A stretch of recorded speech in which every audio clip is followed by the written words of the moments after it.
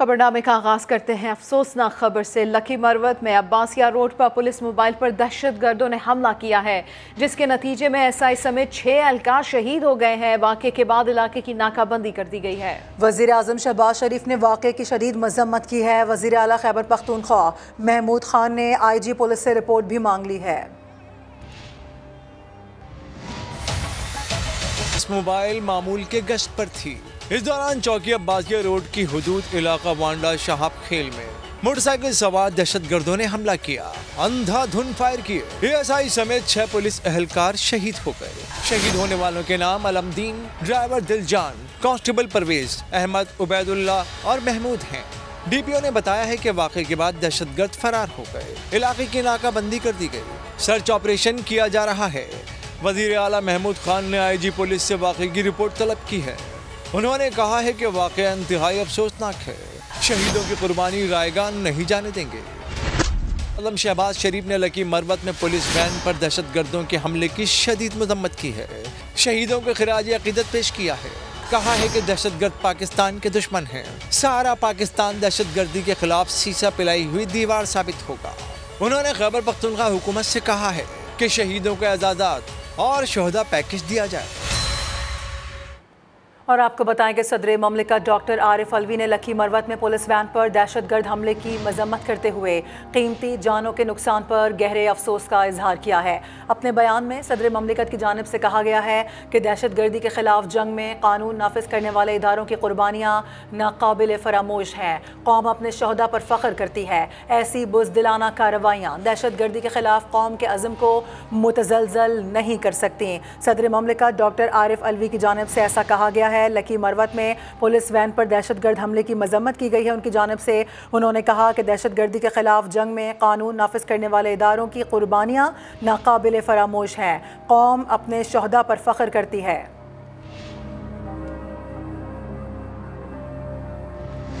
वज़ीर दाखिला राना सनाउल्लाह का लकी मरवत वाक़े पर तशवीश का इजहार। चीफ सेक्रेटरी और IG खैबर पख्तूनख्वा से वाक़े की रिपोर्ट तलब कर ली। राना सनाउल्लाह ने पुलिस एहलकारों की शहादत पर गहरे दुख और अफसोस का इजहार करते हुए शोहदा को खिराज अक़ीदत पेश किया। वज़ीर दाखिला ने शोहदा के अहल खाना से ताज़ियत और हमदर्दी का इजहार भी किया। तो वज़ीर दाखिला राना सनाउल्लाह का लकी मरवत वाक़े पर तशवीश का इजहार। चीफ सेक्रेटरी और IG खैबर पख्तूनख्वा से वाक़े की रिपोर्ट तलब कर ली है। राना सनाउल्लाह ने पुलिस एहलकारों की शहादत पर गहरे दुख और अफसोस का इजहार करते हुए शोहदा को खिराज अक़ीदत पेश किया। वज़ीर दाखिला ने शोहदा के अहल खाना से ताज़ियत और हमदर्दी का इजहार किया। खैबर पख्तूनख्वा में सिक्योरिटी फोर्सेज और पुलिस पर हमलों में इजाफा। गुज़िश्ता 3 हफ्तों में 10 से ज़ायद वाक़यात में 11 जवान शहीद और 12 ज़ख्मी हुए हैं। इस दौरान मुतादिद दहशतगर्द भी हलाक हुए हैं। इसी के ऊपर बात कर लेते हैं अब्दुर्रहमान से। अब्दुर्रहमान, तफसीलात दीजिए इस खबर की। जी बिल्कुल, दहशतगर्द जिनका सर कुचला गया था ख़ुसूसन ट्राइबल एरिया में, वो एक बार फिर जो है सर उठा रहे हैं। ख़ुसूसन जो जनूबी अज़ला हैं जिनमें जनूबी शुमाली वज़ीरिस्तान, लकी मरवत, बन्नू और डीर खान शामिल हैं। तकरीबन वहाँ गुज़िश्ता 3 हफ्तों के दौरान 10 से ज़ायद वाक़यात हुए हैं, जबकि सबसे जो बड़ा वाक़या है वो आज लकी मरवत में देखने को मिला है, जिसमें 6 एहलकार शहीद हुए। जबकि इससे पहले 10 नवंबर को शुमाली वज़ीरिस्तान में खुदकुश हमले में 6 सिक्योरिटी एहलकार जो हैं वो ज़ख्मी हुए। 9 नवंबर को जनूबी वज़ीरिस्तान में तहसील बरवल में पुलिस पर हमले में 2 एहलकार शहीद और 2 ज़ख्मी हुए। 8 नवंबर को लकी मरवत में पुलिस पर हमले के दौरान जवाबी फायरिंग से एक दहशतगर्द हुआ। 7 नवंबर को जो है वो ज़िला खैबर जो है पेशावर से मुंसलिक है, वहाँ पर ऑपरेशन के दौरान एक जवान शहीद हुआ, जबकि एक अहम कमांडर जो है मारा गया। इसी तरह जो है 3 नवंबर को भी बन्नू में वाक़यात हुए। एक जो काउंसलर था उसको शहीद किया गया। 30 अक्टूबर को डेरा में पुलिस चेक पोस्ट पर हमले में 2 एहलकार शहीद और 4 ज़ख्मी हुए। जबकि इसी तरह 25 अक्टूबर और 23 अक्टूबर को भी डेरा इस्माइल खान और मीर अली सब डिवीज़न में जो है वो हमले हुए। जबकि इस दौरान मुतादिद कार्रवाइयों में जो है सिक्योरिटी एहलकारों और पुलिस ने मुतादिद दहशतगर्दों को जो है वो जहन्नम वासिल किया। तो ये बहुत शुक्रिया अब्दुर्रहमान, अपडेट कर रहे थे आप इस बारे में।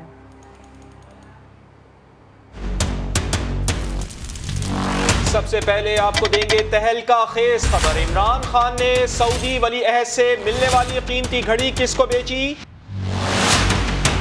शहजाद अकबर साहब ने कॉल किया, उनको मैं जानता था। उन्होंने कहा जी कि आपसे जो है फराग होगी, राब्ता करेंगी।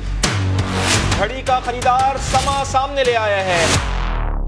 नेगोशिएट किया तो इन्होंने $2 मिलियन पे मेरे साथ सेटल किया। उन्होंने कहा कि जी हमें पैसे कैश चाहिए यहीं दुबई में, तो मैंने इनको एग्री करके अगले दिन कैश विड्रॉ करके इनको पैसे हवाले किए। तहाइफ का खरीदार समा पर, सबसे पहले ये खबर समा पर। तहाइफ जिन्होंने खरीदे हैं बिजनेसमैन है, वो भी हमारे साथ मौजूद है। पाकिस्तान में ये केस चल रहा है, अगर आपको एविडेंस के लिए बुलवाया जाए पाकिस्तान तो आप आएंगे? जी बिल्कुल जी, मैंने घड़ी खरीदी है, घड़ी मेरे पास है, एविडेंस है मेरे पास। इमरान खान और तोशा खाना केस से जुड़ी सबसे बड़ी खबर सबसे पहले सिर्फ समा पर। आपको बताएं कि इमरान खान ने सऊदी वली अहद से तोहफे में मिलने वाली कीमती घड़ी किसको बेची? खरीदार सामने आ गया है। 50 से 60 लाख डॉलर मालियत की घड़ी दुबई की कारोबारी शख्सियत उमर फारूक को $20 लाख में फरोख्त की गई। शहजाद अकबर ने खरीदार से राब्ता किया, फरागोगी घड़ी बेचने के लिए दुबई गई। उमर फारूक के मुताबिक उन्होंने घड़ी की तस्दीक करवाई तो बताया गया कि $5 से $6 मिलियन की डील अच्छी होगी। इन्होंने 7.5 मिलियन दिरहम कैश पेमेंट करके घड़ी खरीदी।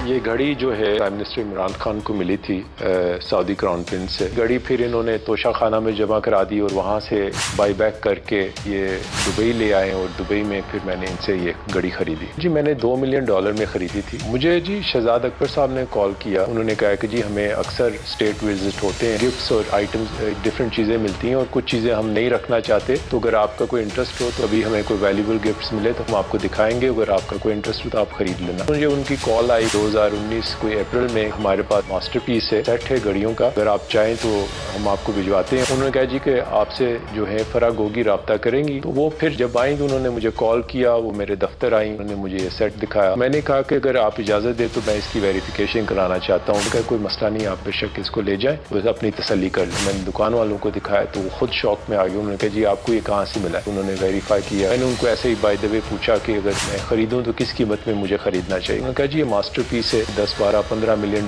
भी को देने के लिए तैयार है। अगर आपको $5-6 मिलियन में ये मिल जाए तो it's a very good deal. I got that confirmation. मैं वापस आया, नेगोशिएट किया तो इन्होंने $2 मिलियन पे मेरे साथ सेटल किया। उन्होंने कहा कि जी हमें पैसे कैश चाहिए यहीं दुबई में। अगले दिन कैश विड्रॉ करके इनको पैसे हवाले किए, 7.5 मिलियन दिरहम, और ये घड़ी खरीद ली उनसे। तो उनका कोई पाकिस्तान पैसे लेके जाने का इंटरेस्ट नहीं था, पैसे उनको यहीं चाहिए थे, दुबई में चाहिए थे।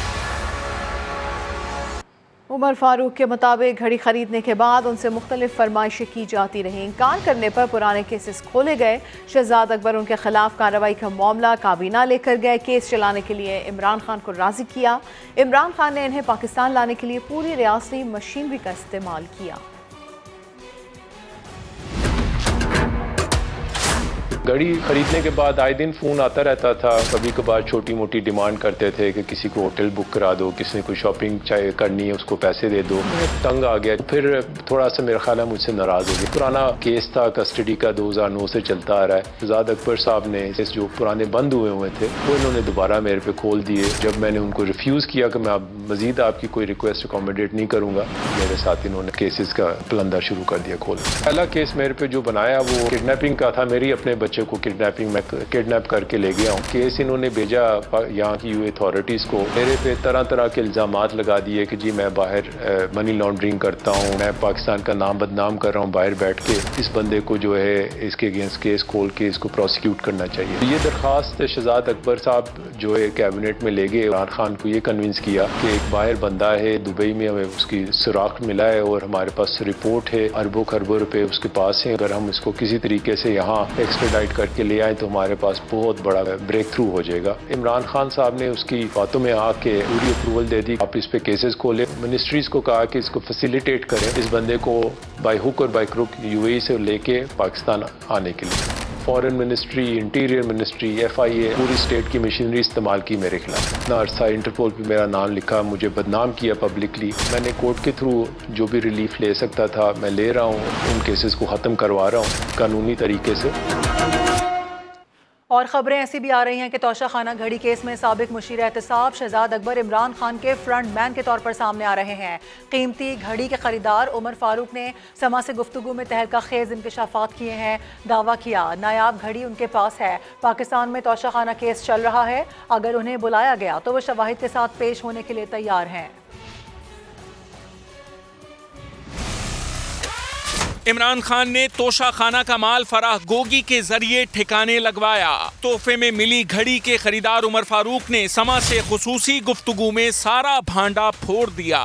शहजाद साहब से मेरा राब्ता था, इन्होंने मुझे बताया कि जी हमारे पास एक बड़ी यूनिक पीस आया है, सऊदी क्राउन प्रिंस ने दिया है, अगर आप देखना चाहें तो फराह गोगी जो है वो दुबई आ रही है लेके। मेरे ऑफिस आई थी वो।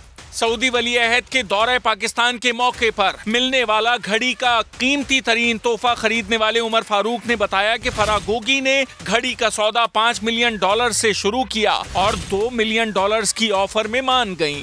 मैंने उनको पूछा तो वो $4-5 मिलियन मांग रहे थे, तो मैंने उनको मना किया। मैंने कहा इतने ज्यादा पैसे तो नहीं मिल सकते। उन्होंने कहा जी अगर आप क्या देने के लिए तैयार है, तो मैंने फिर उनको $2 मिलियन की ऑफर दी, तो उन्होंने एग्री करके मुझसे पैसे ले लिए। उमर फारूक ने ये भी बताया कि फराह गोगी कैश रकम की अदायगी में घड़ी बेचने पर रजामंद हुई थी। फराह गोगी थी जो लेके आई थी और उन्होंने मुझे गिफ्ट हैंड ओवर किया और उन्होंने मुझसे पेमेंट ली। तोशाखाना केस में शवाहिद और मालूमात के लिए तलब किया गया तो क्या पाकिस्तान आएंगे? समा के सवाल पर उमर फारूक ने आमादगी जाहिर कर दी। बिल्कुल जी, मैंने घड़ी खरीदी है, घड़ी मेरे पास है, एविडेंस है मेरे पास। ऑब्वियसली वाहिद पीस है पूरी दुनिया में, कोई इसके 2 पीसेस नहीं है, तो ये जिसके पास भी होगी वही इसका buyer. In the end of the day मैंने तो खरीदी और मैं तो अंडरटेक कर रहा हूँ कि मैंने खरीदी है। कीमती तरीन घड़ी के खरीदार के मंजर आम पर आने के बाद सोशल मीडिया पर तरह तरह के तबसरों का सिलसिला जारी है। इमरान खान की घड़ी खरीदने वाले ताजे उमर फारूक के तहलका खेज इंकशाफात पर सवालात उठने लगे। वज़ीर दिफा ख्वाजा आसिफ ने ट्वीट की कि $20 लाख की रकम पाकिस्तानी रियल एस्टेट की एक बड़ी शख्सियत के जहाज़ पर पाकिस्तान मुंतकिल हुए। ख्वाजा आसिफ ने इस्तफसार किया है कि क्या ये रकम इमरान खान ने इनकम टैक्स और इलेक्शन कमीशन के गोशवारे में जाहिर की। आपको ये बताते चलें कि इमरान खान की घड़ी खरीदने वाले ताजिर उमर फारूक के तहलका खेज इंकशाफात पर सवालात उठने लगे हैं। ऐसे में वज़ीर दिफा ख्वाजा आसिफ ने ट्वीट किया कि $20 लाख की रकम पाकिस्तानी रियल एस्टेट की एक बड़ी शख्सियत के जहाज़ पर पाकिस्तान मुंतकिल हुए। ख्वाजा आसिफ ने इस्तफसार किया कि क्या ये रकम इमरान खान ने इनकम टैक्स और इलेक्शन कमीशन के गोशवारे में जाहिर की। और इसी मामले पर साबिक वफाकी वजीर फैसल वावदा की उमर फारूक के साथ मुलाकात की तस्वीर सोशल मीडिया पर वायरल हो गई हैं। फैसल वावदा ने ट्वीट में अपना मौक़िफ़ देते हुए कहा है कि उमर फारूक से मुलाकात वजारत के दफ्तर में वज़ीर आज़म ऑफिस की हिदायत पर हुई थी। दीगर 4 वज़रा और आला हुक्काम भी मौजूद थे। वावदा के मुताबिक उमर फारूक और दीगर से मुलाकात दुबई के वफ्द के तहत हुई थी। अब इस तस्वीर को जो रंग देना चाहें दे दें, कोई डर नहीं। मुस्लिम लीग नून की रुकन पंजाब असम्बली सुमेरा कोमल ने फराह खान और शहजाद अकबर के रेड वारंट जारी करने के मुतालबे की करारदाद सूबाई असम्बली में जमा करा दी है। इसी के ऊपर बात कर लेते हैं अब्बास नकवी से। अब्बास, तफसीलात दीजिए। जी बिल्कुल, फराह खान और शहजाद अकबर के रेड वारंट जारी करने के मुतालबे की करारदाद जो है वो आज पंजाब असम्बली में जमा करवाई गई है और ये करारदाद मुताबिक नून की रुकन सुमेरा कोमल की जानिब से जमा करवाई गई है। इस करारदाद का मतलब ये है कि सऊदी वली अहद की जानिब से तोहफे में मिलने वाली घड़ी फरोख्त करके रियासत का मजाक बनाया गया। इमरान खान और बुशरा बीबी को मिलने वाली कीमती तोहफे रियासत की मलकियत थे। इमरान खान ने कीमती तोहफे फरोख्त करके वज़ीर-ए-आज़म के मकसद की तौहीन की है। विफाकी हुकूमत से इस करारदाद में मुतालबा किया गया कि फराह खान और शहजाद अकबर के रेड वारंट जारी किए जाए और इसके साथ चेयरमैन नैब से भी मुतालबा किया गया कि इमरान खान और उनकी अहलिया बुशरा बीबी के खिलाफ 1 अरब 70 करोड़ रुपए की तहरीर की तहकीकात करवाई जाए। जी बहुत शुक्रिया अब्बास नकवी आपका। एक और अहम मामला, Lahore high court Rawalpindi bench में तहरीक इंसाफ के एहतजाजी धरनों के खिलाफ दरख्वास्त पर समाअत। अदालत ने इंटेलिजेंस ब्यूरो के डायरेक्टर जनरल, एडिशनल सेक्रेटरी दाखिला और IG मोटरवे से रिपोर्ट तलब कर ली है। इसी हवाले से बात कर लेते हैं। नईम जंजुआ हमारे साथ मौजूद हैं। नईम, क्या कहा गया है अदालत की जानिब से? जी बिल्कुल, PTI के जो एहतजाजी धरने और जो मार्च था और जो रास्तों की बंदिश थी उसके हवाले से जो दायर दरख्वास्त थी उस पर आज रावलपिंडी बेंच में समाअत हुई थी, जिसकी समाअत जस्टिस मिर्जा वकास रऊफ ने की। डिप्टी कमिश्नर रावलपिंडी शुएब और CPO रावलपिंडी और इसके साथ CTO और दीगर जो अफसरान थे वो आज अदालत में पेश हुए और CPO की तरफ से जो अदालत में जमा कराया गया था मेडिकल रिपोर्ट जमा करवाई गई थी कि वो पेश नहीं हो सकते, तो उस पे अदालत ने बरहमी का इजहार किया और CPO से पूछा कि वो अब भी अगर अपनी जो मेडिकल है इसके ऊपर कायम रहते हैं तो उनके खिलाफ कार्रवाई की जाएगी, जिस पर CPO जो शहजाद नदीम बुखारी हैं उन्होंने अदालत से 2 दफा माफी मांग ली। इस पर अदालत ने CPO से पूछा कि आपने क्या क्या इकदाम किए थे और डिप्टी कमिश्नर से भी पूछा कि जब ये धरने दिए गए थे तो लोगों की रिलीफ के लिए आपने क्या इकदाम।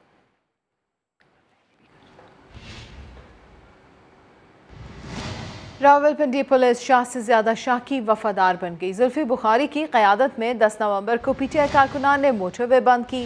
तहरीक इंसाफ के ट्विटर अकाउंट पर तस्वीरों के साथ मोटरवे बंदिश का ऐलान भी मौजूद है।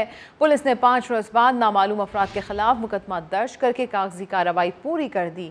थाना नसीराबाद में दर्ज मुकदमे में किसी को नामजद नहीं किया गया।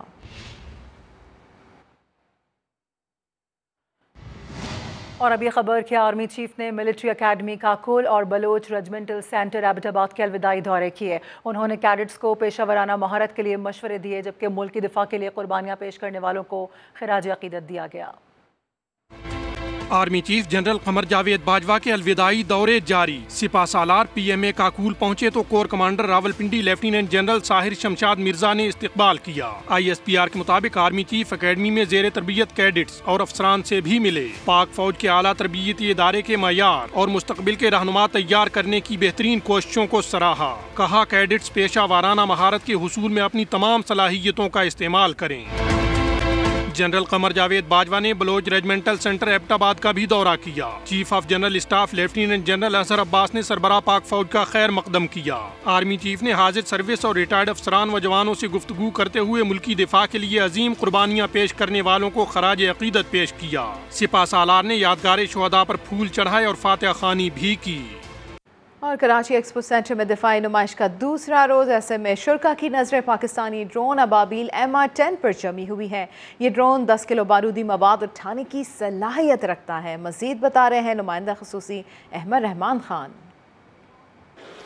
जी बिल्कुल, एक्सपो सेंटर में दिफाई नुमाइश का आज दूसरा दिन है और इस वक्त सबकी तवज्जो का मरकज़ अगर हम बात करें, चाहे वो इंटरनेशनल डेलीगेशंस हों, उनकी तवज्जो का मरकज़ जो है वो अबाबील MR10 बना हुआ है। ये Pakistani made MR10 Ababeel drone है जो कि माटर गोले से लेके RPG रॉकेट फायर करने की सलाहियत भी रखता है। ये तकरीबन 10 किलो से ज़ायद का पेलोड यानी कि माटर गोला या फिर कोई जो रॉकेट है RPG वो 10 किलो से ज़ायद का ये वज़न बर्दाश्त कर सकता है। तकरीबन 30 किलोमीटर की रेंज ये में जो है ये फ्लाई करता हुआ जा सकता है और दुश्मन को निशाना बना सकता है। तो इसकी ये खसूसियात हैं और इसी वजह से इंटरनेशनल डेलीगेशंस जो हैं वो ज़्यादातर हम देख रहे हैं कि इसमें तवज्जो जो है वो कर रहे हैं। फ़ख्र की बात यह है कि ये पाकिस्तानी मेड है, चाहे इसका मैकेनिज़्म हो, इसकी इलेक्ट्रॉनिक्स हो या फिर इसका सॉफ्टवेयर हो, वो पाकिस्तान में ही तैयार किया गया है और ये लोकली मेड है। ठीक है अमर, बहुत शुक्रिया आपका। आगे बढ़ें और आपको बताएं कि लाहौर के इलाके ठोकर न्याज बेग में ऑरेंज ट्रेन टर्मिनल के करीब रिमोट कंट्रोल ड्रोन गिरने का वाकया। CTD की फॉरेंसिक टीम ने पुर्जों का मुआयना शुरू कर दिया है। बात कर लेते हैं, जहांगीर खान हमारे साथ हैं। जहांगीर, तहकीकात कहाँ तक पहुँच सकी हैं? इस हवाले से कानून नाफिज करने वाले इदारों का कहना है कि एक हसास तरतीबात की डोमेन के अंदर आकर गिरा है, तफ्तीश से किसी भी पहलू को नजरअंदाज नहीं किया जा सकता। काउंटर टेररिज्म डिपार्टमेंट की फॉरेंसिक टीम जो है उससे जाहिर हुआ कर विजिट किया है। सियारे के तमाम पुर्जे को खोला गया है और एविडेंस यहाँ से कलेक्ट कर लिए गए। इसकी जो लेंथ बनाई जाती है वो 6 फुट 4 इंच है, जबकि इसके फर्द जो है वो 13 फुट तक फैले हुए हैं। इसके तमाम पास का मुआवजा किया जा रहा है कि ये किस क्राफ्ट का बना हुआ है और किस सिंत पे ये और इस ट्रेन के टर्मिनल की जानिब आया और तमाम पहलुओं को सामने रखते हुए इसकी तहकीकात का आगाज कर दिया गया और तहकीकात मुकम्मल होने के बाद हतमी तौर पर पुलिस की जानिब से या CTD की जानिब से तो राय दी जा सकेगी कि ये वाकया क्या है, इसमें कोई तकरीबकारी का आंसर है या ये महज एक हादसा है। जी ठीक है, बहुत शुक्रिया आपका। रिस्क अलाउंस की बहाली के लिए डॉक्टर्स और पैरामेडिकल स्टाफ का एहतजाज 10वें रोज भी जारी है। कराची में मुजाहिरीन कहते हैं जब तक हमारे मुतालबात पूरे नहीं होते एहतजाज जारी रहेगा। इसी हवाले से बात कर लेते हैं, मुदस्सिर नज़ीर हमारे साथ मौजूद है। मुदस्सिर, कोई मुतालबात इनके सुनने के लिए यहाँ पर आया है? कोई बात आगे बढ़ सकी है? बिल्कुल सिंध भर में health workers health risk allowance की बहाली के लिए सरापा एहतजाज है। इन्होंने पहले तकरीबन 1 माह सरकारी हॉस्पिटल में एहतजाज किया, लेकिन जब सुनवाई नहीं हुई तो ये प्रेस क्लब के सामने आए और रेड जोन में भी दाखिल हुए, जहां गिरफ्तारियां भी हुई और इन पर तशद्दुद भी किया गया, लेकिन इनके मुतालबात पूरे नहीं हुए। तो दोबारा भी इन्होंने 2-3 बार ऐलान किया है कि हम रेड जोन में दाखिल होंगे और अपने मुतालबात ज़रूर पूरे करवाएंगे। आज की क्या स्ट्रेटजी है, हम हेल्थ रिस्क के हवाले से भी जानेंगे। ये बताइए कि आज की क्या स्ट्रेटजी है? चे ने ऐलान किया था कि हम सीएम हाउस मूव करेंगे, लेकिन सबको पता है कि इस वक्त एक्सपो सेंटर में बैनुल अक़वामी नुमाइश जारी है, उसमें बैरून मुल्क से भी हमारे मेहमान आ रहे हैं। तो GHA की क़यादत ने मुल्क के वसीतर मफाद में ये फैसला किया है कि हमारा पुरअमन एहतजाजी जरना जारी रहेगा, लेकिन हम सीएम हाउस की तरफ मूव नहीं करेंगे फ़िलहाल। गिरफ्तारियां हुई थी, आपने उस हवाले से भी कुछ स्ट्रेटजी बनाई? जी, गिरफ्तारियां जो हमारी हुई थी, अल्हम्दुलिल्लाह हम अपने कोर्ट के बड़े मशकूर हैं। मौज़िज़ अदालत ने हमारे तमाम रहनुमाओं को जो है उनका केस ख़त्म कर दिया। अब क्या समझते हैं, जो कल बिलावल साहब ने बात की बयानी, उसके बाद कोई उम्मीद है आपके अंदर? जी, बिलावल भुट्टो जरदारी साहब से हमारी बिल्कुल उम्मीद है और हम पुरुमीद है इंशाल्लाह के सिंध हुकूमत जल्द अज जल्द हमारा ये रिस्क अलाउंस और दीगर जो मुतालबात है वो पूरे करेगी और सिंध मुलाजमीन की तनख्वाहें जो है वो KPK के बराबर की जाएंगी, क्योंकि उनको 100% हेल्थ प्रोफेशनल अलाउंस मिल रहा है। ठीक है, जानिब से ये मौक़िफ़ सामने आ रहा है। हमारे साथ मौजूद थे मुदस्सिर, बेहद शुक्रिया आपका। उधर chairman people's party Bilawal Bhutto ने सिंध के डॉक्टर्स और हेल्थ वर्कर्स को दीगर सूबों की तरह अलाउंसेस देने की हिदायत कर दी है। दूसरी तरफ वज़ीर सेहत सिंध अज़रा पेचहो और एडमिनिस्ट्रेटर कराची मुर्तज़ा वहाब कोरोना वबा के बाद हेल्थ रिस्क अलाउंसेस देने से इनकार कर चुके हैं। ये रिपोर्ट देखिए।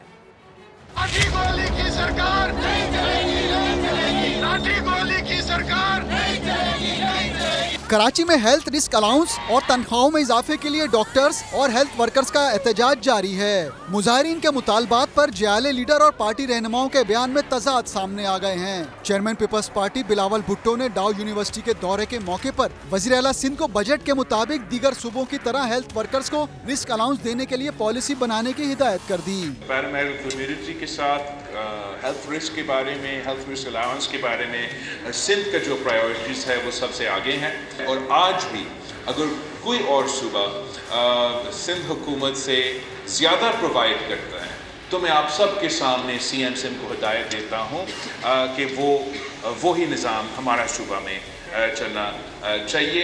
पार्टी लीडर की हिदायत के बरखिलाफ वज़ीर सेहत Sindh doctor Azra Pechuho health risk allowance के मुतालबे को नाजायज और डॉक्टरों और पैरामेडिकल स्टाफ के एहतजाज को बिला जवाज करार दे चुकी हैं।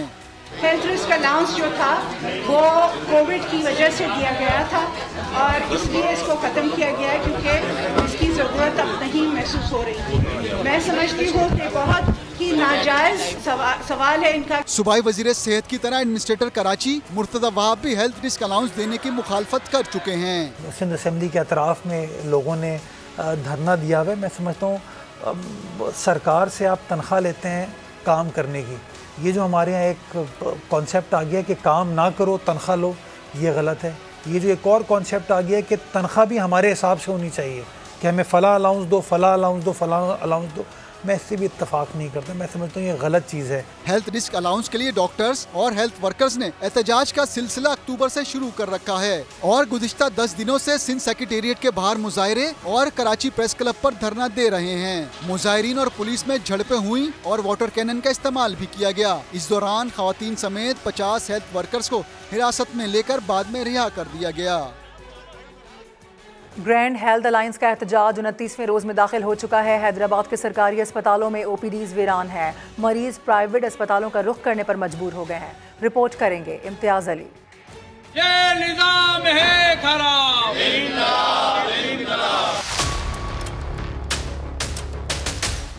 एहतजाज है, हड़ताल है। हैदराबाद के सिविल अस्पताल की OPDs में हफ्तों से काम बंद है। दरवाजों पर ताले पड़े हैं, मरीज परेशान हैं। बहुत परेशानी का सामना करना पड़ता है, वरना 1 महीना हो गया मैं आते आते रोज आके यही देखते हैं हम लोग, इधर हड़ताल है। इनका कुछ ना कुछ करो, क्या तो उसको बंद करके रखो।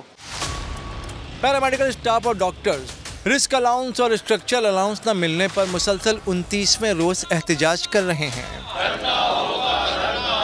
मरीजों का खुद इतना एहसास है क्योंकि वो लोग दूर दूर से आते हैं, जितना हमें एहसास है अगर हुकूमत हमारे मुतालबे माने तो ये सब कुछ पहले ही दिन से बंद होगा, लेकिन हुकूमत हट धर्मी पे आ गई है, महीने से ज्यादा हो रहा है। पैरामेडिकल स्टाफ और डॉक्टर्स के बाइकआउट से मरीज मुश्किल में हैं। इंतजामिया और एहतजाज करने वाले गरीब मरीजों का ख्याल करें ताकि वो महंगे इलाज की मजबूरी से बच सकें। कैमरामैन जमील अहमद के साथ इम्तियाज अली, समा, हैदराबाद। सखर समेत सिंध भर में ग्रैंड हेल्थ अलायंस के एहतजाज को पूरा महीना होने वाला है। मुलाजमीन ने OPD के बाद इमरजेंसी का भी बाइकआउट शुरू कर दिया है। इसके सबब दूर दराज से आने वाले मरीज दरबदर हो रहे हैं। इसी के ऊपर मजीद बता रहे हैं साहिल जोगी। जी देखिए, सखर सिविल अस्पताल समेत तमाम जो ज़िले भर के सरकारी अस्पताल है वहाँ पर मरीजों के हवाले से ताले लगा दिए गए हैं। यहाँ पर पैरामेडिकल स्टाफ एसोसिएशन और उसके साथ साथ जो है डॉक्टर्स और नर्सिंग स्टाफ एसोसिएशन की जानिब से कोविड अलाउंस न मिलने के खिलाफ जो है एहतजाज का सिलसिला जारी है। मेरा कैमरामैन आपको दिखाएगा कि यहाँ पर जो वो दूर दराज से पेशेंट आए हुए हैं, बच्चे, बुजुर्ग और ख़वातीन यहाँ पर मौजूद है, लेकिन इनका इलाज नहीं हो रहा है। सखर सिविल अस्पताल की रोज़ाना की OPD 5000 से ज़ायद की OPD है। जो दूर दराज से सैकड़ों मरीज रोज़ाना आ रहे हैं वो इलाज के लिए परेशान है, क्योंकि यहाँ पर जो भी गरीब पेशेंट आ रहे हैं उनके पास इतने पैसे नहीं कि वो निजी अस्पताल में जाकर इलाज करा सके। ठीक है साहिल, बहुत शुक्रिया आपका। आगे बढ़ेंगे। पंजाब में डेंगू के वार जारी हैं। 24 घंटों के दौरान लाहौर में डेंगू से 3 अफराद जाँ बहक हो चुके हैं। रवां बरस पंजाब में डेंगू से अमवात की तादाद 41,000 तक पहुँच चुकी हैं। अहम खबर आपको दे रहे हैं, पंजाब में डेंगू के वार जारी हैं। इसके हवाले से बात कर लेते हैं। दानियाल उमर हमारे साथ मौजूद हैं। दानियाल, आगाह कीजिए मजीद। देखिए, डेंगू के केसेस रोजाना की बुनियाद पर बढ़ते जा रहे हैं। आज भी 150 से ज़ायद डेंगू केसेस जो है रिपोर्ट हुए हैं। 3 अमवात हैं जो कि लाहौर से रिपोर्ट हुई हैं और पंजाब में डेंगू के पास से जो अब तक अमवात की तादाद है वो 41 हो गई है। लाहौर से भी 60 से ज़ायद डेंगू बुखार के केसेस सामने आए हैं। इसी तरह मुल्तान में अभी 32 केसेस, जबकि गुजरांवाला से 17 डेंगू केसेस सामने आए हैं। महकमा सेहत पंजाब के मुताबिक इस वक्त सूबे भर में जो टोटल डेंगू केसेस हैं वो 17,624 हो गए हैं, जबकि लाहौर समेत पंजाब के जो अस्पताल हैं उनमें 815। ठीक है, रवां बरस पंजाब में डेंगू से अमवात की तादाद 41 तक जा पहुंची है। अपडेट के लिए बेहद शुक्रिया आपका। Welcome back. T20 world cup में दूसरी पोजीशन हासिल करने के बाद पाकिस्तान क्रिकेट टीम वतन वापस पहुंच गई है। एयरपोर्ट पर टीम का शानदार इस्तकबाल हुआ। T20 वर्ल्ड कप का फाइनल खेलने के बाद कौमी टीम के खिलाड़ियों की वतन वापसी शुरू हो गई। कप्तान बाबर आजम और दीगर खिलाड़ी रात गए लाहौर एयरपोर्ट पहुंचे। फास्ट बॉलर नसीम शाह, आसिफ अली और उस्मान कादिर भी लाहौर पहुंचे। चेयरमैन PCB रमीज राजा, टीम मैनेजर मंसूर राना और बोर्ड का दीगर अमला भी लाहौर पहुंच गया। मद्दाहों ने कौमी हीरोज का पुरतपाक इस्तकबाल किया। सख्त सिक्योरिटी में खिलाड़ियों को गाड़ियों तक पहुंचाया गया। खिलाड़ियों को वेलकम करने के लिए उनके अहले खाना भी एयरपोर्ट पर मौजूद थे। शहरियों ने पाकिस्तान जिंदाबाद के नारे लगाए और खिलाड़ियों के साथ सेल्फियां भी बनवाई। अनजफर, समा, लाहौर।